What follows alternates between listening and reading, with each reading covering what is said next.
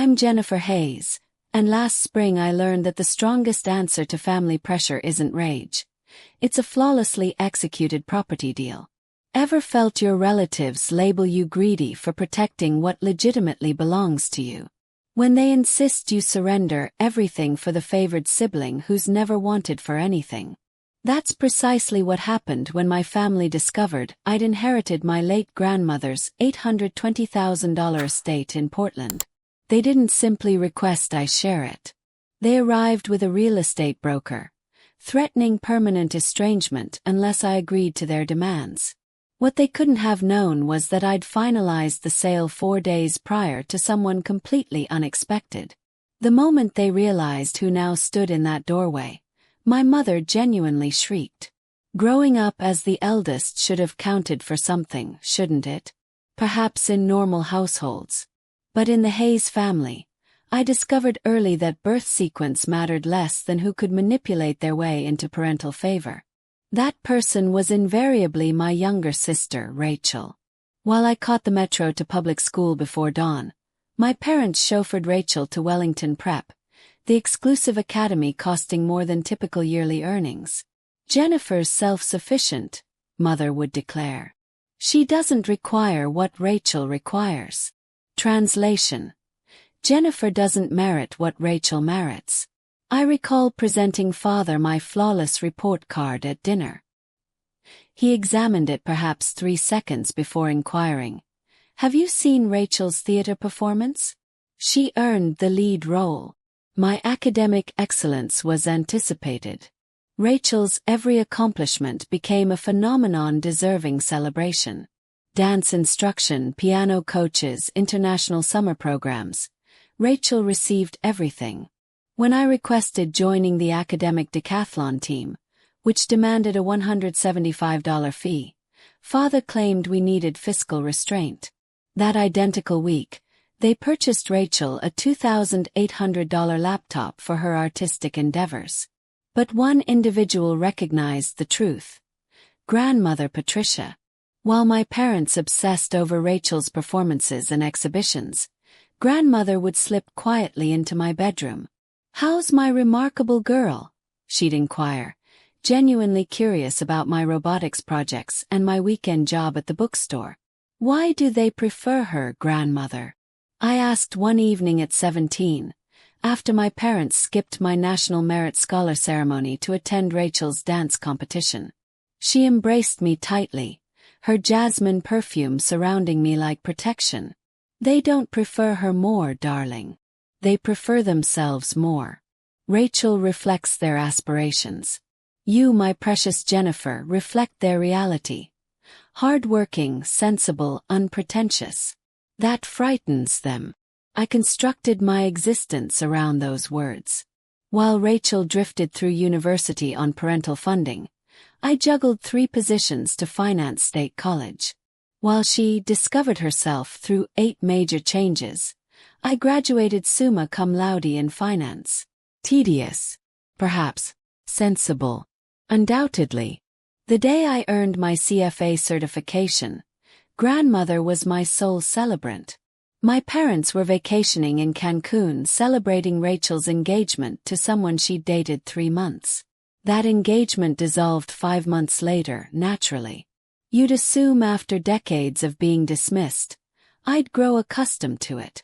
But certain moments penetrate deeper, leaving marks reminding you precisely where you rank in your family's hierarchy.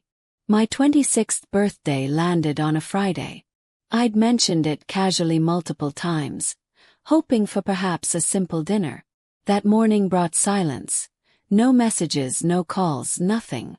Near midday, I discovered Mother's Instagram post. "Shopping adventure with my angel. Feeling blessed." The photograph displayed her and Rachel at Bloomingdale's, shopping bags visible, cocktail glasses raised. It wasn't remotely near Rachel's birthday. When I graduated magna cum laude, my parents sent a text. "Congratulations." When Rachel finally graduated, 18 months delayed, barely passing, they hosted a celebration for 60 guests with a professional photographer. The invitation proclaimed it, honoring our shining star's achievement. But grandmother Patricia never forgot. Every accomplishment, every milestone, every minor triumph, she celebrated them all. She'd appear at my apartment with homemade lasagna after I passed my certification exam. She framed my first professional card. She maintained a scrapbook of my college essays, discussing them at her reading group, boasting about her brilliant granddaughter, the financial analyst. "You're constructing something authentic, Jennifer," she told me during one Sunday brunch. "Your parents might not recognize it, but I do. Someday after I'm gone, you'll possess more than memories to remember me by." I assumed she meant photographs or perhaps jewelry. I never imagined she meant the property. The property on Birch Avenue where I'd spent every summer, every holiday while my parents were occupied transporting Rachel to competitions. The property where I learned baking, gardening, believing I mattered. 3 bedrooms, 2 bathrooms, a garden flourishing year-round, and memories everywhere. When grandmother passed 18 months ago, I believed I'd lost my only genuine family. Then lawyer Morrison contacted me about the estate reading appointment, and everything transformed. But even then, sitting in that office, hearing my name designated as sole inheritor of the property, I understood this wasn't the conclusion. Because in my family, what belonged to me had always been subject to collective approval, and the collective always favored Rachel. The genuine question was, would I permit them to do it again? The property wasn't merely a structure. It represented $820,000 of prime Seattle real estate in one of Capitol Hill's most desirable areas, 4 blocks from the business district, walking distance to transit, with market value that had quadrupled in 10 years. But for me, it was the kitchen where grandmother taught me her signature peach cobbler, the rear deck where we'd sit reading in comfortable silence, the garden where she demonstrated that patience and dedication could create beautiful growth. Every room contained memories of being recognized, being appreciated, being loved unconditionally. I'd been residing in a cramped studio in Renton, 50 minutes from work on favorable days, 90 minutes when traffic reminded you why everyone despises Pacific Northwest commutes. The inheritance meant I could finally achieve stability, a genuine home, a place where I needn't worry about rent increases or roommates forgetting utility payments. More significantly, it was 3 miles from the technology firm where I just secured a senior analyst position. The identical company, ironically, where Rachel had recently been promoted to communications director. She'd been bragging incessantly about it. How she was the youngest director in her division, how the founder himself had approved her promotion. The property would reduce my commute from 50 minutes to 7. It would save me $2,300 monthly in rent. It would provide space for a proper home office, perhaps even accepting private clients. This wasn't simply an inheritance. It was my future. But within days of the estate reading, the calls began. "Jennifer, sweetheart, we need to discuss grandmother's property." Mother's voice was sweeter than it had been in years. "It's considerable responsibility, dear. Perhaps too considerable for one person." Father's concern was touching, truly. If only he'd demonstrated it sometime in the previous 33 years. Then came Rachel's tears. "I'm not claiming you should give it to me, but perhaps we could share, or you could sell and we could divide it. I mean, you already have somewhere to live. A studio apartment with mold issues, and a landlord who considered functioning plumbing optional. But certainly I already had somewhere." The pressure was intensifying, and I knew from experience it would only escalate. In the Hayes family, refusal was merely the opening negotiation. The text messages commenced at dawn and continued past midnight. Every single day for 3 weeks straight. "Family means sharing, Jennifer. Don't be selfish. Your sister is beginning a new chapter. She needs this more than you. Grandmother would be disappointed in your greed." That final one nearly made me laugh. Grandmother, who explicitly left the property to me alone, would be disappointed. The woman who once told me, "Your parents would auction your future if Rachel needed the proceeds." Rachel's tears had evolved into complete hysteria. She'd call sobbing about how she and her new partner, yes, another one, were prepared to establish a life together but couldn't afford property in this market. How it wasn't fair that I received a free house while she had to struggle in her luxury condominium that our parents financed. Then came the family gathering. Aunt Caroline, Uncle Thomas, cousins I hadn't heard from in years, all suddenly concerned about family harmony and fairness. Their messages were identical, as if Mother had distributed a script. Think about what's best for everyone, not just yourself. Rachel has always been delicate. You're the resilient one. Don't let property damage family bonds. The Wednesday before the meeting at Lawyer Morrison's office, Father sent the ultimatum. Either you agree to sell and divide the proceeds, or you're no longer welcome in this family. Your decision. I stared at that text for an hour. No longer welcome in the family. As if I'd ever truly been welcome initially. That's when my phone buzzed with a different message. Unknown number. Jennifer, this is David Park. I heard through professional channels you might be selling a property on Birch Avenue. I'm very interested. Can we discuss? David Park. My former study partner from university who'd gone on to build a technology empire.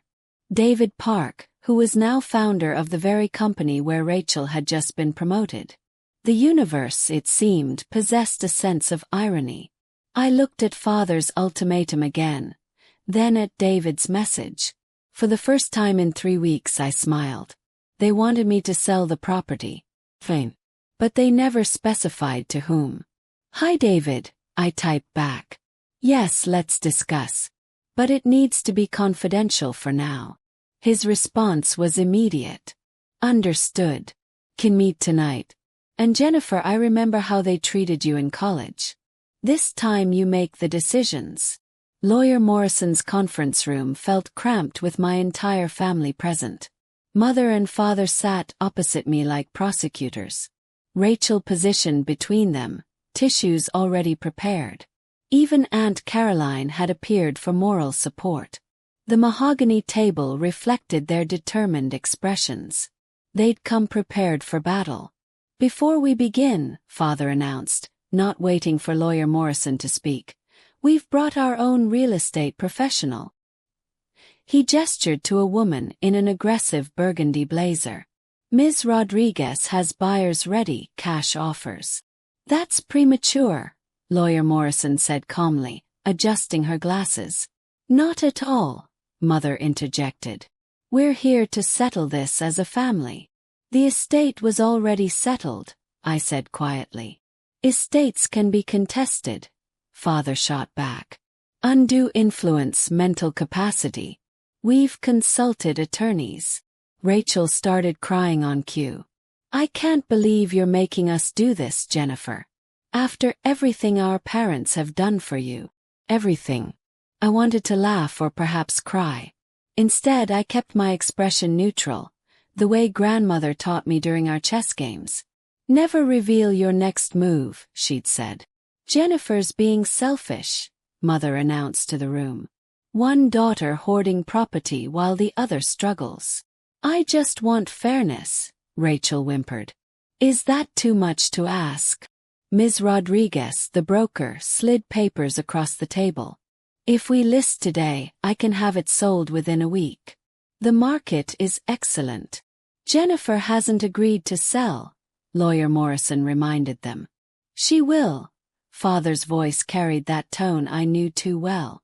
The one that preceded every ultimatum of my childhood. Because if she doesn't, she's out of this family.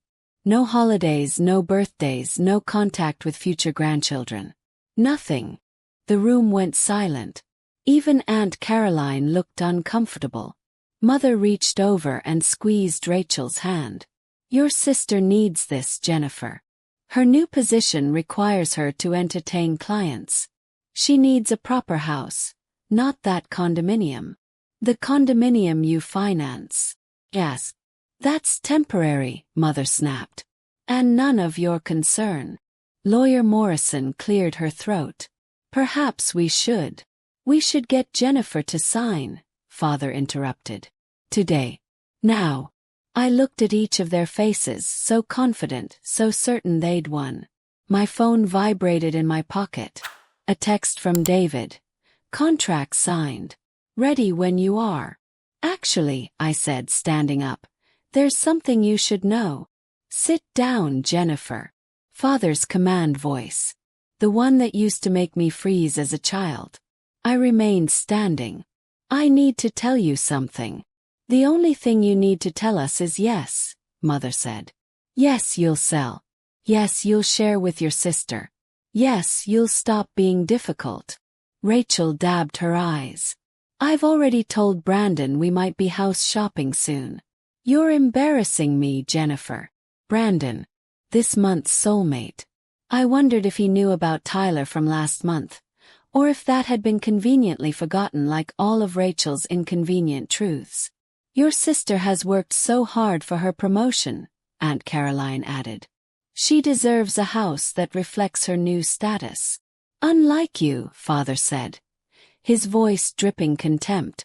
An analyst living in a studio. What do you need with a 3-bedroom house? She probably wants to rent it out, Rachel suggested. Make money off grandmother's death. It's disgusting. The irony of Rachel calling anyone else money-hungry while demanding my inheritance almost broke my composure. Almost. Ms. Rodriguez pushed the papers closer. The offer is generous, more than fair market value. You'd each walk away with enough for a down payment. Each. I looked at the broker. The property is mine. Don't be technical, Mother scolded. Family shares. Like you shared college tuition. Yes. Like you shared birthday celebrations. Like you shared attendance at graduations. Here we go, Father rolled his eyes. Poor Jennifer and her grudges. You got grandmother's attention, Rachel accused. Every Sunday, every holiday you monopolized her. The least you can do is share what she left behind. Lawyer Morrison shifted uncomfortably. The estate documents are clear. Documents can be broken, Father stated. I've already spoken to attorneys. Undue influence is real. An elderly woman isolated by one granddaughter from the rest of the family. That's a lie, I said quietly. Is it? Mother challenged. You were always at her house, always filling her head with stories about how unfair we were, turning her against Rachel. My phone buzzed again. David. En route. 12 minutes. I looked at my family. These people who shared my DNA but had never shared my struggles. Who demanded everything while offering nothing. Who saw my inheritance not as grandmother's final gift but as their entitlement. You want the house? Yes. Fine. Let's go see it. The room erupted in suspicious murmurs. Father's eyes narrowed. What are you playing at? No games, I said, checking my phone. But if we're doing this, let's do it at the property. You should see what you're so desperate to take. It's not taking if it's family, Mother corrected, already gathering her purse. Lawyer Morrison stood. I should mention that any decisions about the property. We're done waiting, Father cut her off. The drive to Birch Avenue felt like a funeral procession. I drove alone while my parents, Rachel and Ms. Rodriguez, rode together, probably strategizing their final attack. Lawyer Morrison followed in her Mercedes, looking increasingly uncomfortable with the situation. My phone rang through the car speakers. You certain about this? David asked. They want to see the property, I replied. They're about to get their wish. The papers are all filed, recorded with the county yesterday.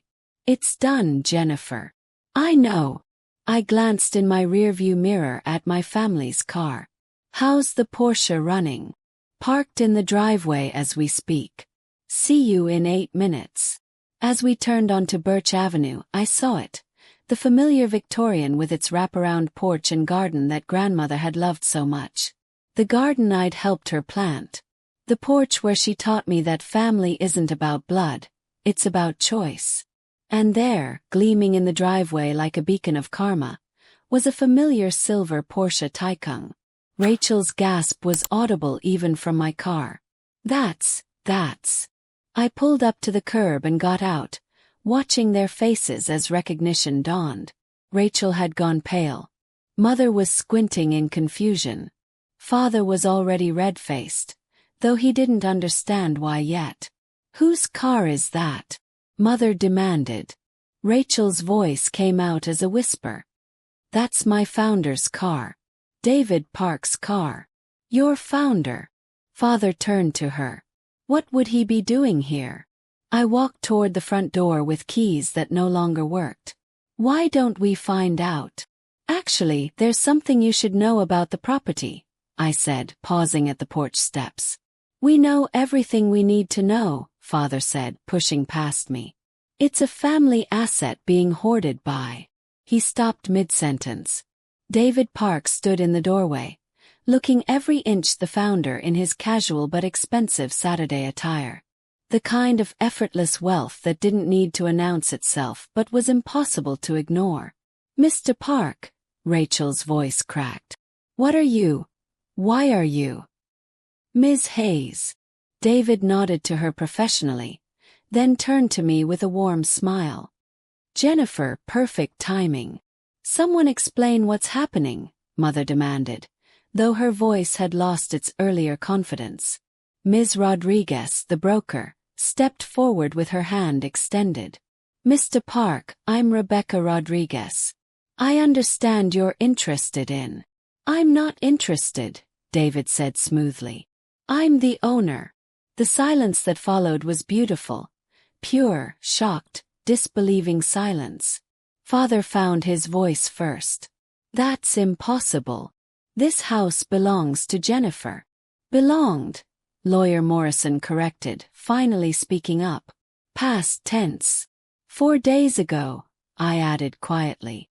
"The sale was finalized 4 days ago."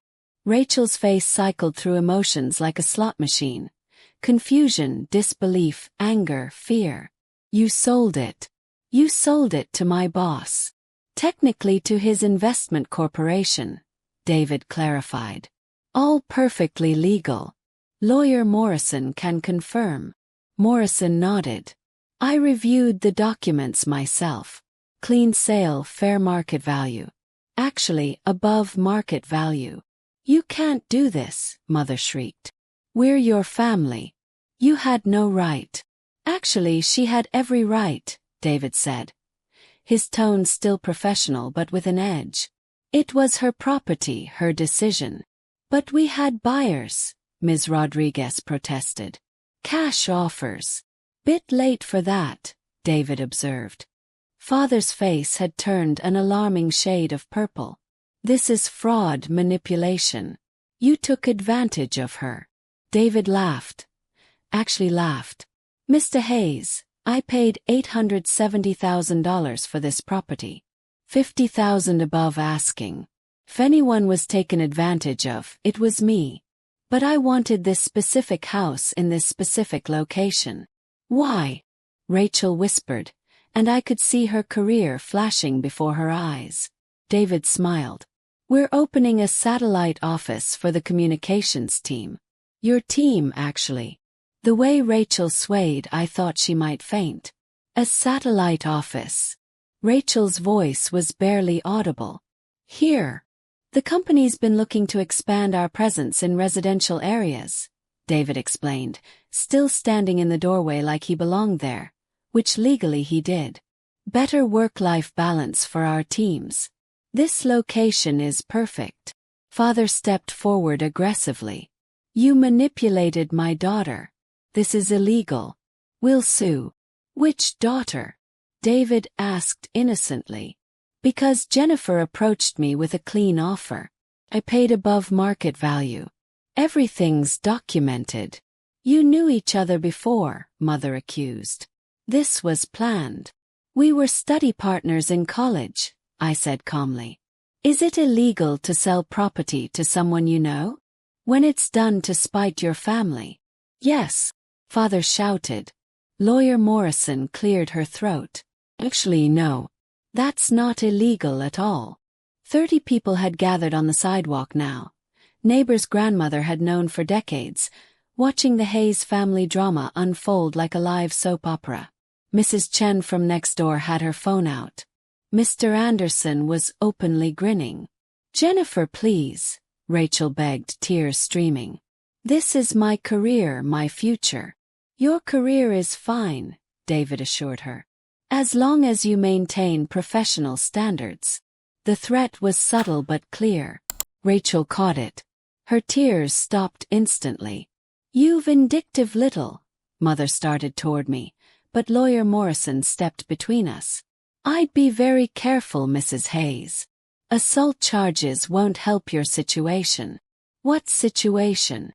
Father demanded. "We'll contest this sale. Undue influence, fraud, something." "On what grounds?" Morrison asked. "That Jennifer sold her legal property to a willing buyer." "She did it to hurt Rachel," Mother cried. "I did it to secure my future," I corrected. "Just like you've always secured Rachel's." Ms. Rodriguez was backing toward her car. "I should go. This is clearly a family matter." "Not anymore," David said. "This is a business matter now." "You haven't heard the best part," I said, finding my voice stronger than it had ever been with them. "I have a 12-year lease agreement. Below market rent. I'll be living here while you," I looked at Rachel, "work here." Rachel made a sound like a wounded animal. "You'll be here every day." "Every single day," I confirmed. "Your big promotion, your fancy new office. It'll be in grandmother's house, with me as your landlord's tenant." "This can't be happening," Rachel whispered, gripping Mother's arm. "He can't make me work here. That's harassment or something." David's expression remained professionally neutral. "The communications team needs collaborative space. This house has been designated for that purpose. You're welcome to request a transfer to another team, of course." The implied demotion hung in the air like smoke. "You planned this together," Father pointed between David and me. "This is conspiracy." "It's business," David corrected. "Jennifer needed a buyer. I needed a property. We both got what we wanted." "What about what we want?" Mother shrieked. "What about Rachel's needs? What about them?" Asked, genuinely curious. For 33 years, everything has been about Rachel's needs. Her education, her hobbies, her dreams, her failures that you paid to fix. When was it ever about what I needed? "You never needed anything," Father shot back. "You were always independent, strong. You didn't need us. Because you never offered." The words exploded from me. I wasn't independent by choice. I was independent by necessity because every resource, every moment of attention, every penny went to her. The neighbors were recording everything now. Mrs. Chen had been joined by her daughter. The Andersons' teenage son was live-streaming. "We should discuss this privately," Lawyer Morrison suggested. "No," I said. "They wanted to humiliate me publicly. They brought a broker to force a public sale. Let's keep it public." My phone buzzed. David glanced at his. "The movers are here," he announced. Truck pulled up. 2 men began unloading office furniture. Desks, chairs, a conference table. "No," Rachel breathed. "No, no, no. The team meeting is Monday," David informed her. 9 a.m. sharp. "Don't be late." "I won't work here." Rachel stamped her foot like the child she'd never stopped being. "I refuse." "That's your choice," David said mildly. "HR can discuss your exit package if you prefer." Mother turned to me, her face twisted with rage. "You've ruined your sister's life. Are you happy now?" "I haven't ruined anything," I replied. "I sold my house. She still has her job. You still have your golden child. Nothing's changed except I'm no longer available to be your doormat." Father stepped close, his voice low and menacing. You're done. You're out of this family. No holidays, no birthdays, no contact with future grandchildren. Nothing. I met his eyes. Promise. The drive back felt like a victory parade in reverse. My family followed in their car. Mother probably ranting, father likely planning legal strategies, Rachel definitely catastrophizing about her career. More neighbors had gathered. Word traveled fast in this neighborhood where nothing exciting ever happened. Mrs. Peterson from 3 houses down called out, "Patricia would be so proud of you, Jennifer." That stopped my mother cold. Proud of this betrayal. Of her granddaughter finally standing up for herself, Mrs. Peterson shot back. "We all knew how you treated her. Patricia told us everything." The revelation that grandmother's neighbors knew our family secrets made mother's face cycle through several shades of red. David had moved onto the porch, surveying his new property with satisfaction. The movers continued unloading furniture. A desk went past that probably cost more than my monthly rent. That's when I noticed the Porsche wasn't alone anymore. 3 more cars had arrived, all expensive, all belonging to people I recognized from professional profiles. David's leadership team. "What is this?" Rachel demanded, recognizing her division head getting out of an Audi. "Site inspection," David explained. "We're planning the layout. Your workspace will be in the front room, Rachel. The one with the bay window. Grandmother's reading room, where she'd spent countless hours with her books and her tea, watching the street, waving at neighbors. Now it would be Rachel's office, where she'd have to see me coming and going every single day." "That's," Rachel started, then stopped. What could she say? That it was inappropriate, unfair, rich coming from her. Her division head, Amanda Chen, walked over. "Rachel, didn't expect to see you here." Getting a preview of the new space.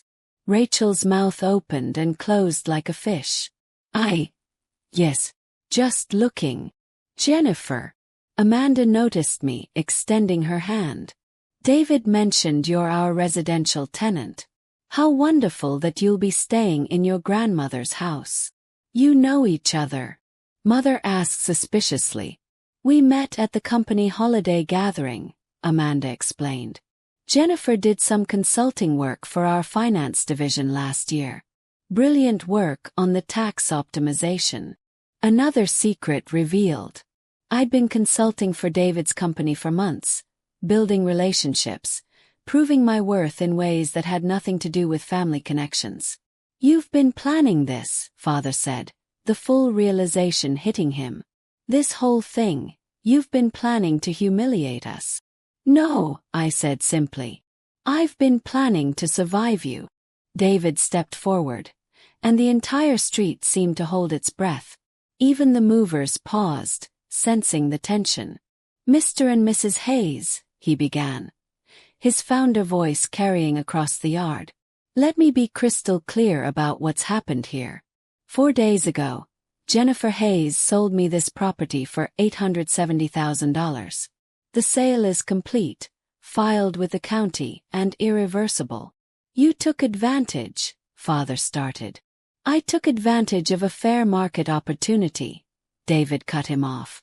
"Jennifer needed a buyer who would respect her attachment to this property. I needed a location for our satellite office. We both won. And Rachel." Mother's voice cracked. "What about our daughter?" "Which one?" David asked pointedly. "Because from what I've observed, you only seem concerned about one of them." Rachel stepped forward, mascara running.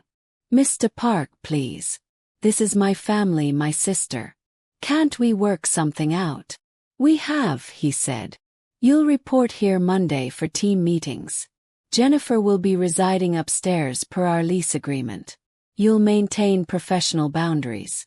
Any harassment of our tenant will result in immediate termination." "Harassment?" Rachel gasped. "She's my sister. Who you tried to force out of her inheritance," Amanda Chen added, clearly having been briefed. "That ends now. The neighbors were eating this up. Mr. Anderson actually had popcorn. Where did he even get popcorn? This is extortion, father sputtered. Lawyer Morrison, who'd been silent, finally spoke. Actually, it's consequences. Something your family seems unfamiliar with. Margaret, mother gasped. You're supposed to be neutral. I am neutral, Morrison replied. I'm also honest. Your mother, Mrs. Hayes, specifically excluded you from any decision-making about this property. She told me, and I quote, Linda and Robert will try to take this from Jennifer. Don't let them. The silence was deafening. Grandmother said that. Asked, my voice small. Morrison nodded. She knew exactly what she was doing. She also knew Jennifer would need protection from family pressure. That's why she insisted on specific language in the estate documents. No sharing clauses, no family override provisions. Just Jennifer. 3 months later, the new normal had settled in like sediment in still water. Rachel arrived every morning at exactly 9 a.m. Never earlier, never later. She'd park in the designated employee section David had marked out, gather her things with robotic precision, and walk past my door without ever looking up. The house had transformed. Downstairs was all business. Sleek computers, whiteboards, the constant hum of productivity. Upstairs remained grandmother's sanctuary, my sanctuary, untouched by corporate ambition. Your parents called again, David told me during one of our monthly check-ins. They're offering to buy the house from me. Double what I paid. And I told them the property isn't for sale. Your father used some colorful language. Sounds about right. The real change was in Rachel. Without our parents' constant reinforcement, without their money cushioning every fall, she was struggling. Her work was mediocre, her ideas uninspired. Amanda Chen had put her on a performance improvement plan. She's never had to actually work before, Amanda confided during a chance meeting in the garden. Your parents' connections got her the job, but connections don't write communication strategies. The family had fractured completely. Thanksgiving passed without a word. Christmas too. Mother sent one text. You're missing Rachel's engagement party. Brandon apparently had proposed. Or maybe it was Blake. It stopped keeping track. But here's what I gained, peace. Mornings with coffee in grandmother's garden. Evenings with books in her reading chair. After business hours, of course. Weekends tending the roses she'd planted. The ones that bloomed despite neglect, despite harsh weather, despite everything. You know what grandmother told me once? I said to David during a property walkthrough. She said the Hayes family was like a garden where only one type of flower was allowed to bloom. Everything else got cut down or pulled out. And now I'm growing wild. The financial security helped too. Between my analyst job, consulting work, and the money I saved on rent, I'd accumulated more savings in 3 months than in the previous 3 years. Meanwhile, Rachel was learning what life looked like without parental subsidies. Her luxury condominium was gone, the designer clothes, the expensive car, all downsized. It's not fair, she'd complained to a coworker, not knowing I could hear through the old vents. She got everything. Didn't she inherit it? The coworker asked. That's not the point. But it was exactly the point. I'd inherited what was mine. And for the first time in my life, I'd kept it. 6 months after the sale, I found myself in grandmother's garden at sunset, planting the last of the spring bulbs. The corporate buzz downstairs had ended hours ago. The house was mine again, filled with the kind of quiet grandmother used to say was good for the soul. My phone rang. Jennifer. Mother's voice. Your sister lost her job today. I'm sorry to hear that, I said and meant it. Despite everything, I took no pleasure in Rachel's failures. This is your fault. The stress of working in that house, seeing you every day, it destroyed her performance. Her performance was her responsibility. Family helps family, Jennifer. Family respects family, mother. You taught me that, just not the way you intended. She hung up. David called an hour later. Rachel's termination was performance-based. Nothing to do with the property situation. I wanted you to hear that from me. I know, I said. I've heard her work calls through the vents. She was coasting on charm in a job that required substance. You could have helped her, he suggested gently. I could have, I agreed. But she never asked. She demanded, manipulated, cried, threatened. But she never once just asked. That night, I found a box in grandmother's closet I'd missed before. Inside were letters. Dozens of them, all addressed to me but never sent. I opened one at random. My dearest Jennifer, I watch them dim your light, and it breaks my heart. But I see the fire in you they're trying to extinguish. It's not gone, just hidden. One day you'll have the chance to let it burn bright. When that day comes, don't hesitate. Don't feel guilty. Take what's yours and build the life you deserve. All my love, grandmother. The date was 4 years ago.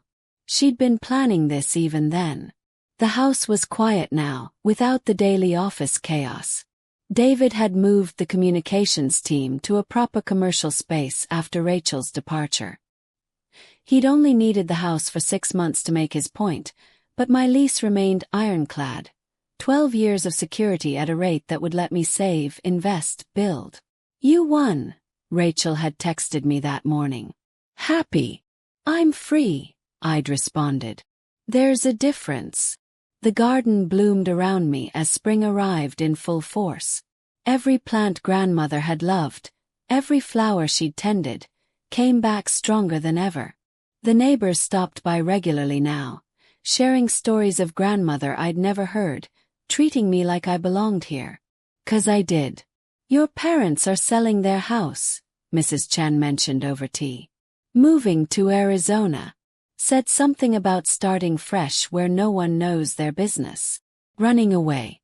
It's what they did best when reality didn't match their narrative. But I wasn't running anymore. I was planted here. In grandmother's house, in her garden. In the life she'd made possible for me. Not out of spite or revenge, but out of love. Self-love. The kind grandmother had tried to teach me. The kind my parents had tried to beat out of me. The kind that bloomed anyway. Family isn't who you're born to, grandmother had written in another letter. It's who stands by you when standing by you costs them something. By that definition, I'd lost nothing and gained everything.